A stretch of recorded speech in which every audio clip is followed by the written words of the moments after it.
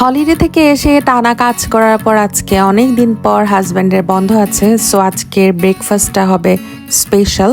ও যেহেতু অনেক ভোরে যেতে হয় কাজে, সো সকালবেলার ব্রেকফাস্টটা দেখা যায় আমাদের একসাথে করা হয় না। আজকে যেহেতু বাসায় আছে, আজকে ব্রেকফাস্টটা একসাথে করব।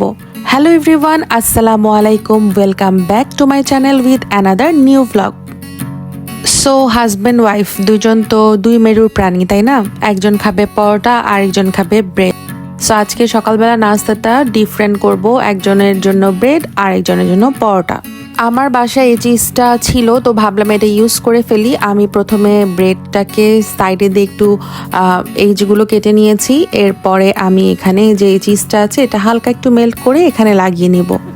খুবই ইজি একটা ব্রেকফাস্ট, এটা বাচ্চাদেরকে আপনারা টিফিনে দিতে পারেন অথবা সকালবেলা দেখা যায় স্কুলে যাওয়ার আগে এটা খাইয়ে দিতে পারেন।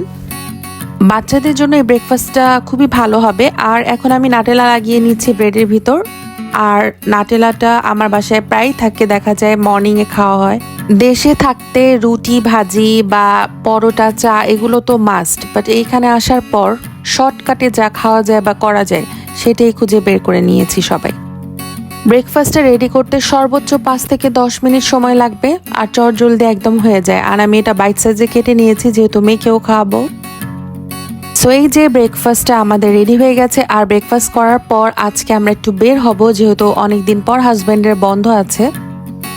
এই প্লেসটাতে আমার হাজব্যান্ড অনেক দিন যাবৎ আসতে চাচ্ছিল, বাট যেহেতু আমাদের বাসা থেকে 2-2.5 ঘন্টা টাইম লাগে, এই জন্য আমরা এই জায়গাটায় আসতে পারছিলাম না, বিকজ এটা অনেক সময়ের প্রয়োজন, সারাদিনের জন্য আসতে হবে এখানে। একটা জায়গাতে আপনি যেহেতু 2-2.5 ঘন্টা 3 ঘন্টা ট্রাভেল করে আসবেন, আপনি তো বেশ কিছুক্ষণ থাকবেন, তাই না? এখানে যারা আসবেন তাদের জন্য কিছু সাজেশন দিচ্ছি। অবশ্যই বাচ্চাদের বাগি নিয়ে এখানে আসবেন না, কারণ বাগি নিয়ে অনেক কষ্ট, এই জায়গাটা খুবই আঁকাবাঁকা। আমার ইন্দোনেশিয়াতে 2বার যাওয়া হয়েছে। এই প্লেসটা আমাকে ইন্দোনেশিয়ার বালির কিছুটা ভাইব দিচ্ছিল, বালির কেলিংকিং বিচটার মতো কাইন্ড অফ। ওখানে যে একটা ডাইনোসরের মতো পাহাড়ের একটা জায়গা আছে, এই জায়গাটা ঠিক ওই রকমই। হ্যাঁ, আপনারা ঠিকই ধরেছেন, আজকে আমরা এসেছি ডার্ডেল ডোরে। Welcome to Durdle Door. এটা ইউকের one of the most beautiful place. আমরা অনেকদিন প্ল্যান করেছি আসবো, যেহেতু জার্নি অনেক লং তাই আসা হচ্ছিল না। ডার্ডেল ডোরের দুই সাইডে 2টা বিচ আছে, মাঝখানে রাস্তা। সো দুই পাশে কিন্তু যাওয়া যায়, কিন্তু এই জায়গাটা যেহেতু মেইন হাই প্লেস, সো আমরা এখানেই যাব। এই যে আরেকটা বিচ যেটার কথা বলছিলাম, এটা ডার্ডেল ডোরের ঠিক অপোজিট সাইডে, এটার নাম ম্যানো কোভ বিচ। ওয়েদারের অবস্থা দেখেছেন?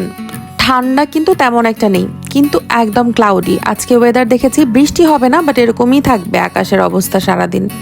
যেহেতু পাহাড়ি রাস্তা, বৃষ্টি হওয়া বাদে এখানে কম বেশি প্রতিদিনই এই টাইপের ভিড় থাকে আর কি, অনেক ভিড় থাকে, কারণ এটা অনেক সুন্দর একটা জায়গা। গাড়ি ছাড়াও বাস এবং ট্রেনে কিন্তু এখানে আসা যায়। 3 থেকে 3.5 ঘন্টার মতো সময় লাগবে। প্রথমে ট্রেনে করে আসতে হবে, এরপরে ওখান থেকে একটা বাস আছে যেটা কিনা ডার্ডেল ডোরে এখানে আপনাকে নামিয়ে দিবে। আমার আকাশের অবস্থা দেখে এত খারাপ লাগছিল, কেন একটু রোদ উঠলে কি হতো।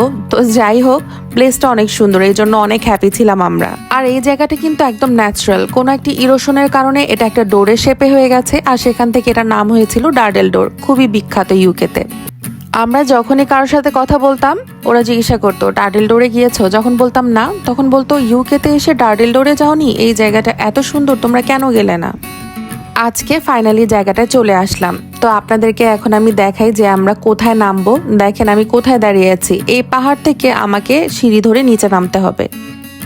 কার পার্ক থেকে এই পর্যন্ত, মানে একদম নিচে বিচে নামা পর্যন্ত আপনাকে মিনিমাম 40 থেকে 60 মিনিট টাইম দিতে হবে, কারণ জায়গাটা খুবই আঁকাবাঁকা, জিগজ্যাগ। ইউকেতে আমি যতগুলো বিচে গিয়েছি, এইটা one of the most beautiful. আর পানির কালার দেখেছেন? একদম ব্লুইশ একটা টার্কিশ একটা কালার, খুব ভালো লাগছে। আজকে কিন্তু আমরা একা আসিনি, আমাদের ফ্রেন্ডদেরকে সাথে করে নিয়ে এসেছি। আর কি যে ভালো লাগছিল, এই যে আমি একটু যেয়ে বসে থাকবো এখানে কিছুক্ষণ, একদম কাম অ্যান্ড কোয়াইটলি বসে থাকতে কিন্তু ভালো লাগে। C the shape of the door, এই জন্য এটাকে ডার্ডেল ডোর বলা হয়। আর এটার পানি এত ক্রিস্টাল ক্লিয়ার, পানিটা অদ্ভুত সুন্দর। সেদিন জোয়ারের টাইম ছিল, আর সারপ্রাইজিংলি ওইখানে মানুষ অনেক কম ছিল, যে কারণে বিচে আমরা একটু জায়গা পেয়েছিলাম। বাট নর্মালি আমি যাওয়ার আগে যত জায়গায় দেখেছি, একদম জায়গা তো পাওয়াই যায় না, এত মানুষ থাকে অল টাইম।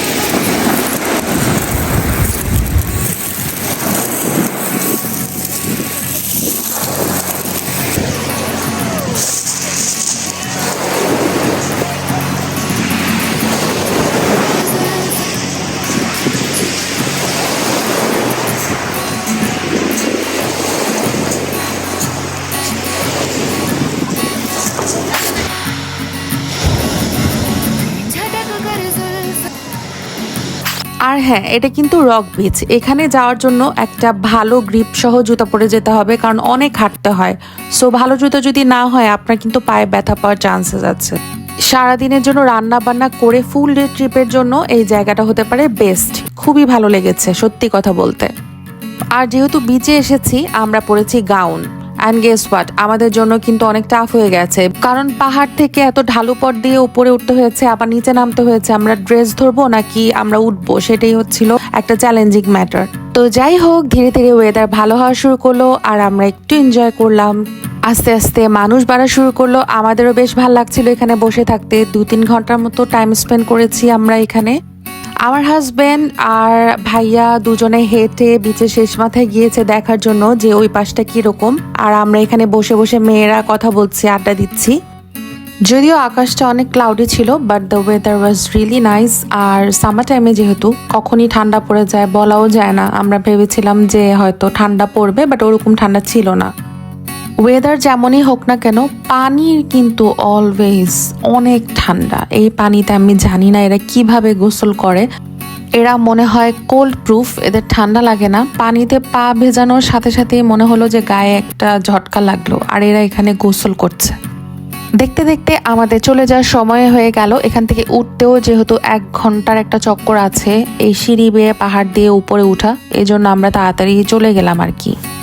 এরপর চলে যাব বাসায়। নেক্সট ডেতে আবারও আপনাদের সাথে নতুন ব্লগ নিয়ে কথা হবে। আজকের মতো এখানেই শেষ করছি।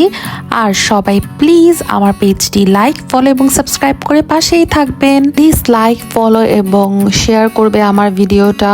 আর আজকের জন্য আল্লাহ হাফিজ।